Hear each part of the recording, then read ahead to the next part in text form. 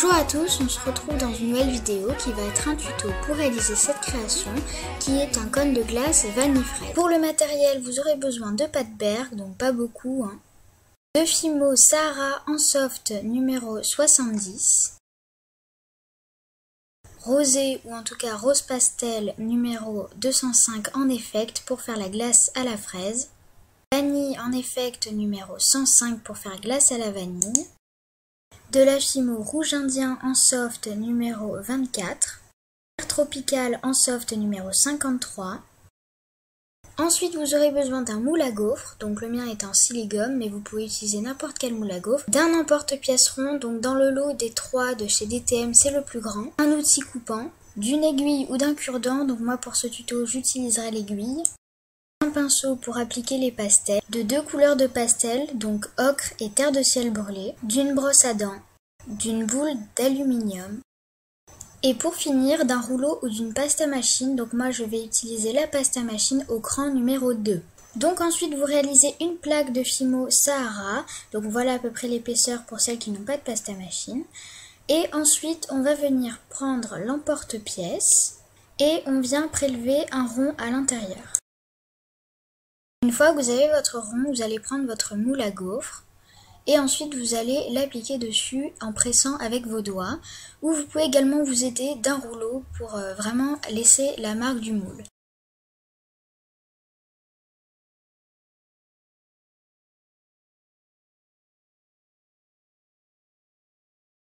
Vous pouvez ensuite retirer le moule. Ensuite, je viens repasser l'emporte-pièce rond dans la plaque pour avoir un rond parfait. Bien sûr, c'est une question de préférence. Ensuite, je viens prendre mon pinceau et appliquer de la pastel de couleur ocre partout sur mon cercle gaufré.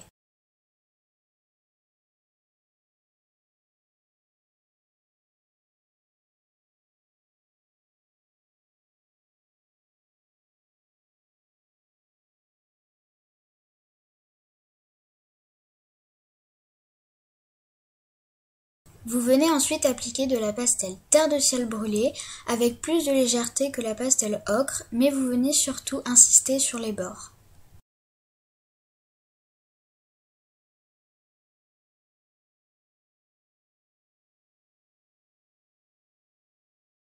Voilà, maintenant la plaque est terminée, donc vous voyez la couleur, la différence en tout cas de derrière et de devant. Et on va maintenant plier en fait les côtés, donc c'est assez dur à expliquer comme ça, mais je pense que vous voyez à l'image. On va venir rabattre un côté à l'intérieur et rabattre le deuxième par-dessus. N'oubliez pas de former une jolie pointe au bout de votre cône. Pour vous aider, vous pouvez mettre votre doigt à l'intérieur pour bien souder les deux parties. Donc maintenant on va venir prendre son objet coupant, donc moi c'est un couteau tout simplement, et on va venir couper le haut pour qu'en fait ce soit tout droit, donc c'est une étape très importante à ne surtout pas oublier de faire, puisque moi au début je ne la faisais pas et c'était très très moche, donc vraiment n'oubliez pas de couper comme ça les coins. Et ensuite vous allez venir adoucir les bords, puisque la trace du couteau c'est pas forcément très joli.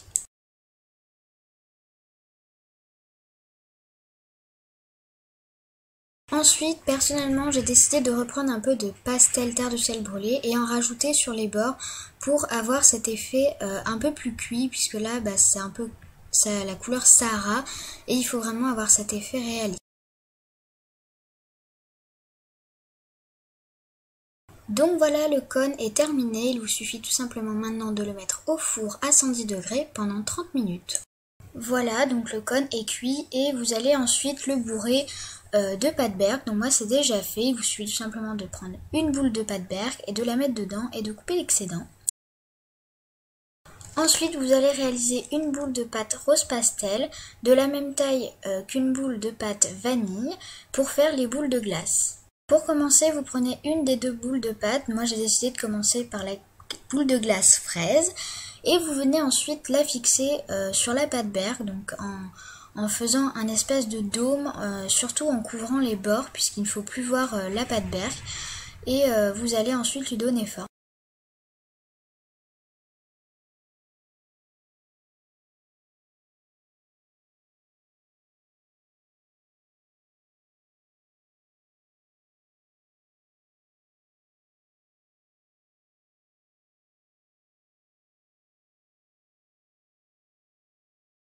Maintenant qu'on a réalisé la première boule, c'est là que va intervenir l'aiguille ou le cure-dent. Donc en fait, on va réaliser une bordure en bas de la glace que l'on va ensuite texturer. Pour réaliser cette bordure, il vous suffit tout simplement de prendre votre outil et de laisser la marque dedans tout autour. Et ça va vous donner une espèce de bordure sur laquelle on va venir ensuite la gratter, la déchiqueter un peu comme si on texturait un macaron.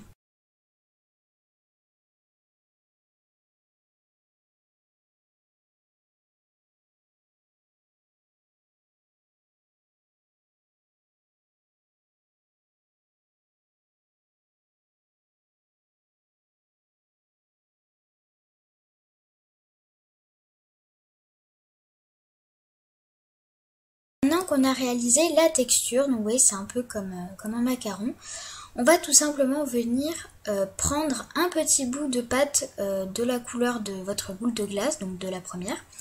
Et en fait avec votre dotting tool, donc je ne l'ai pas précisé dans la liste du matériel, mais il vous en faut un, vous allez venir en fait appuyer pour enfoncer la pâte berre qu'il y a dans le petit creux et y mettre dedans une boule de pâte, donc comme je l'ai dit de la même couleur que votre boule de glace. Donc moi j'ai pris une boule un peu trop grosse, donc je la coupe en deux.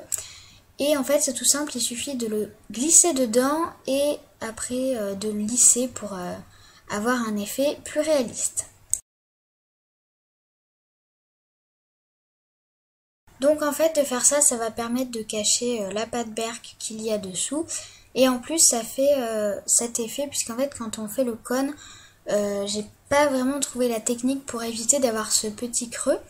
Et puis dans une vraie glace, bah forcément la glace, dans le cône il y a quand même de la glace. Donc ça rappelle cette glace à la fraise qui est dans le cône. Alors maintenant je vais prendre la boule de glace vanille et je vais tout d'abord avant de la déposer sur la glace la faire en dôme en fait pour qu'elle soit déjà en partie formée et que ça ne déforme pas la boule de glace à la fraise. Maintenant, on va venir prendre la boule de glace à la vanille et on va venir la déposer sur celle à la fraise. Donc n'oubliez pas de reformer de temps en temps la première boule de glace puisque elle se déforme au fur et à mesure. Et ensuite, on va venir fixer celle à la vanille. Donc on vient lisser les bords pour bien qu'elle s'accroche à la boule de glace de dessous. Et ensuite, ça va être exactement le même principe que pour la première boule de glace, pour la bordure et la texture.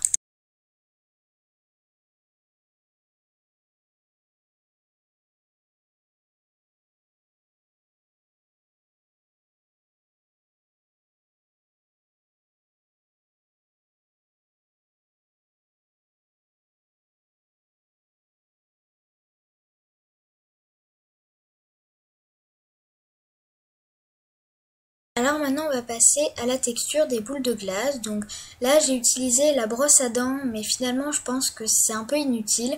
Donc je vous conseille de passer cette étape et directement de passer à la boule d'aluminium. Vous pouvez également utiliser du papier ponçage. Si vous en avez c'est un peu mieux. Ça marque plus, en fait les grains marquent plus la pâte. Mais pareil, hein, une fois qu'on a passé la boule d'aluminium dessus, ça se voit plus trop.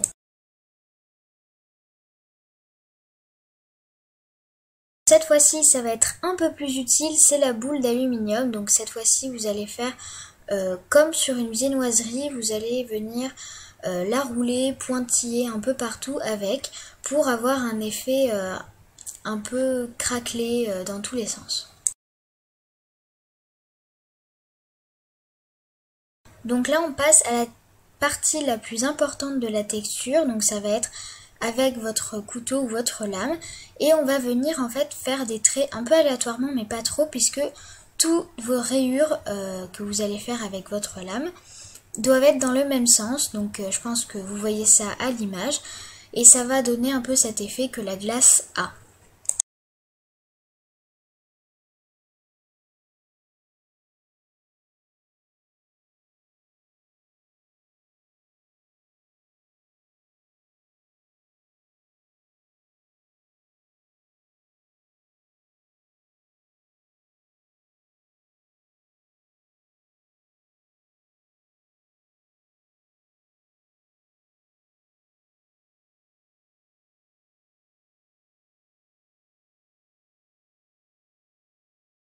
Pour celles et ceux qui voudraient l'accrocher, c'est le moment de mettre un clou.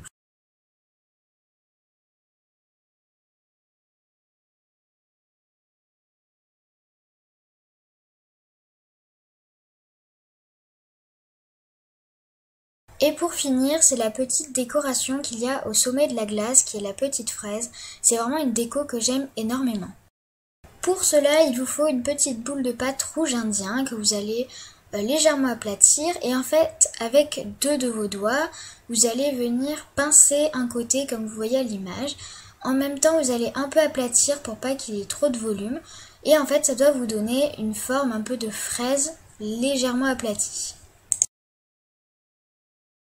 Vous allez ensuite la placer au sommet de votre glace, donc un peu où vous voulez, hein. En fait c'est une déco personnalisée. Je précise que c'est facultatif, vous n'êtes pas du tout obligé de mettre une petite fraise au sommet. Et ensuite, à l'aide de votre aiguille, vous allez venir la pointiller. Donc ceux qui ont vu mon tuto sur la fraise, c'est vraiment la même façon mais en beaucoup plus simple puisque c'est une fraise beaucoup plus petite. Donc je vous conseille pour un effet plus réaliste de faire des petits trous très légers et de faire des trous un peu plus exagérés, un peu plus profonds.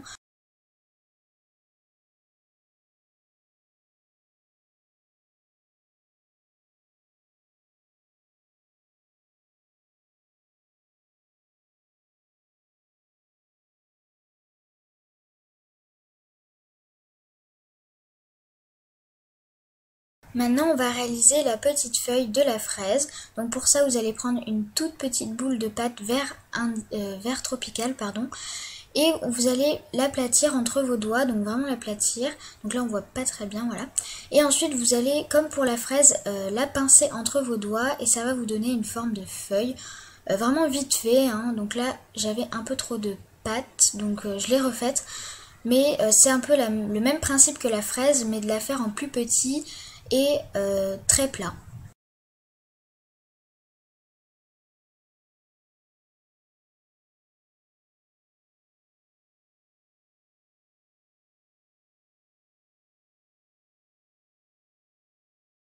Maintenant, avec votre couteau ou votre lame, vous allez venir dessiner les petits traits de la feuille.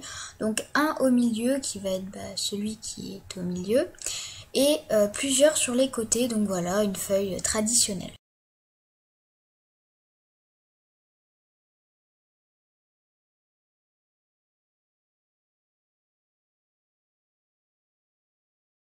Et ensuite, il vous suffit de la placer en haut de la petite fraise. Donc après, c'est à vous de voir comment vous voulez la mettre. Moi, j'aime bien en fait la faire plier sur le côté. Donc c'est un peu compliqué à expliquer, mais voilà. Après, c'est à vous de voir. Et ensuite, avec le dotting, je viens bien fixer ça à la fraise pour pas que la petite feuille tombe après la cuisson. Donc voilà, j'espère que ce tuto vous aura plu parce qu'en tout cas, dès que j'ai posté la photo sur Instagram, le tuto m'a été pas mal demandé. Donc sur ce, moi je vous dis bye tout le monde. If you gave me a chance, I would take it. It's a shot.